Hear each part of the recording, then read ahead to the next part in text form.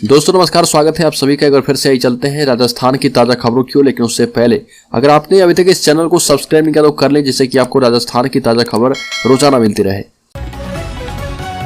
सबसे पहली और बड़ी खबर राहुल गांधी की भारत जोड़ो यात्रा के दौरान राहुल गांधी को लहसुन की माला पहनाने की चेतावनी भारतीय किसान संघ ने दी है। घोषणा पूरी नहीं होने और पिछले साल लहसुन की बम्पर आवक के बाद भी सरकारी खरीद नहीं होने को लेकर किसान संघ से जुड़े कार्यकर्ता और किसान नाराज है। भारतीय किसान संघ के प्रदेश मंत्री जगदीश कलमंडा और प्रांत अध्यक्ष शंकर लाल ने कहा कि चुनाव के समय राहुल गांधी ने मंच से घोषणा की थी कि सभी किसानों का कर्जा माफ होगा। यह भी कहा था कि आप दिन गिन लीजिए और सरकार बनने के 7 दिन के अंदर कर्ज माफ कर दिया जाएगा। लेकिन सरकार ने यह घोषणा पूरी नहीं की है और केवल सहकारी समितियों के कर्ज ही माफ हुए। किसान आज भी परेशान है। राहुल गांधी चुनाव के समय तो किसानों की तैसी बनकर आए थे, लेकिन वादा पूरा नहीं कर पाए। अगली खबर, सरदार शहर में हार के बाद एक्टिव हुआ सतीश पुनिया के विरोधी खेमा। राजस्थान में चढ़ा सियासी पारा। बीजेपी ने सरदार शहर उपचुनाव को जीतने के लिए पूरी ताकत लगा दी थी, लेकिन उसे बहुत बड़ी हार मिली। बीजेपी के पूर्व विधायक अशोक कुमार पिंचा कुल 26,852 वोटों से हार गए। इस हार की गूंज अब चूरू ही नहीं बल्कि पूरे राजस्थान तक पहुंच चुकी है। दिल्ली में भी अब बीजेपी का शीर्ष नेतृत्व एक्टिव हो गया है। वहीं प्रदेश अध्यक्ष सतीश पुनिया के लिए मुश्किल हो रही है, क्योंकि अब उनका विरोधी खेमा एक्टिव हो चुका है। धीरे धीरे अब चिंगारी सुलग रही। दरअसल राजस्थान में बीजेपी लगातार उपचुनाव हार रही है। राजस्थान के मुख्यमंत्री अशोक गहलोत ने कहा कि G20 की अध्यक्षता देश के लिए गर्व की बात है और यह वैश्विक शिखर सम्मेलन आने वाले दशक को भारत के दशक में बदलने का माध्यम बनने जा रहा है। यह भी कहा कि यह वैश्विक स्तर पर देश की संस्कृति को प्रदर्शित करने का भी एक बेहतरीन मंच है। अगली खबर, वनरक्षक भर्ती परीक्षा की दूसरी पाली का पेपर 12 नवंबर को रद्द होने से सबक लेते हुए राजस्थान कर्मचारी चयन बोर्ड ने अब परीक्षा केंद्र में प्रवेश को लेकर नया नियम लागू कर दिया है। नए नियम के मुताबिक अब केंद्र पर परीक्षार्थियों की परीक्षा के निर्धारित समय से 1 घंटे पहले ही एंट्री बंद कर दी जाएगी। अभी तक परीक्षा के निर्धारित समय से 30 मिनट पहले प्रवेश बंद करने का प्रावधान लागू था। प्रवेश को लेकर नया नियम 11 दिसंबर को होने वाली वनरक्षक भर्ती परीक्षा से लागू होगा। इसमें परीक्षा शुल्क होने के निर्धारित समय से 1 घंटा पहले प्रवेश बंद कर दिया जाएगा। अगली खबर, राजस्थान के रोडवेज कर्मियों को अब चयनित वेतनमान तय समय पर दिया जाएगा। राजस्थान परिवहन निगम में कार्यरत और निगम की सेवा से सेवानिवृत्त कर्मचारियों को अब 9, 18 और 27 वर्षीय चयनित वेतनमान निर्धारित समय अवधि के अनुसार दिए जाने का मार्ग प्रशस्त हो गया है। यह मार्ग तब प्रशस्त हुआ जब सुप्रीम कोर्ट में राजस्थान परिवहन निगम की ओर से दायर विशेष अपील को खारिज कर दिया गया। अगली खबर, सचिन पायलट ने इशारों में साधा गहलोत पर निशाना, कहा कि गुजरात में नतीजे उम्मीद से बेहद कम है। हिमाचल की जीत बड़ा पॉलिटिकल मैसेज है। यह दोनों बातें हिमाचल प्रदेश में बतौर ऑब्जर्वर और स्टार प्रचारक चुनावी कमान संभालने वाले सचिन पायलट ने एक एक्सक्लूसिव बातचीत में कही।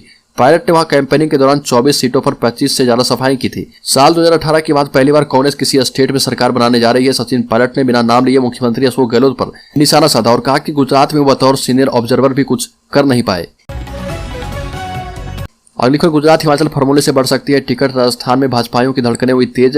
फार्मूला लागू हुआ तो 95 सीटों पर चेहरे बदलेंगे।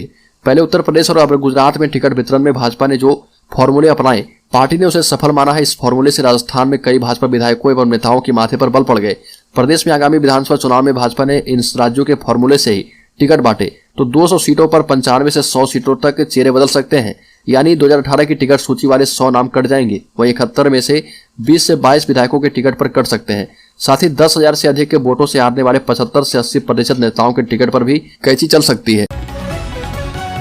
अगली खबर, राजस्थान बॉर्डर पर भारत पाकिस्तान के बीच फायरिंग। पाकिस्तान इंटरनेशनल बॉर्डर पर अनूपगढ़ के पास बिंजौर पोस्ट पर एक पाक रेंजर्स की ओर से फायरिंग की गई, जिस पर सीमा सुरक्षा बल ने जवाबी फायरिंग की। दरअसल पाकिस्तान की तरफ से घुसपैठ की कोशिश की जा रही थी। इस दौरान दोनों तरफ से फायरिंग की गई।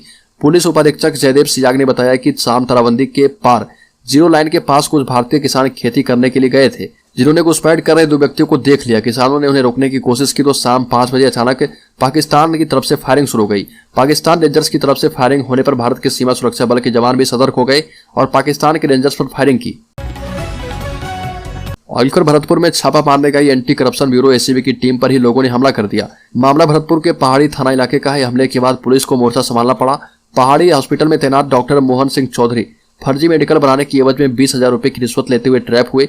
डॉक्टर ने रिश्वत अपने दलाल के जरिए ली थी। डॉक्टर और दलाल को दबोचने एसीबी की टीम जैसे ही पहुंची तो वहां पर लोगों की भीड़ जुट गई और ये लोग दलाल और डॉक्टर के समर्थक थे।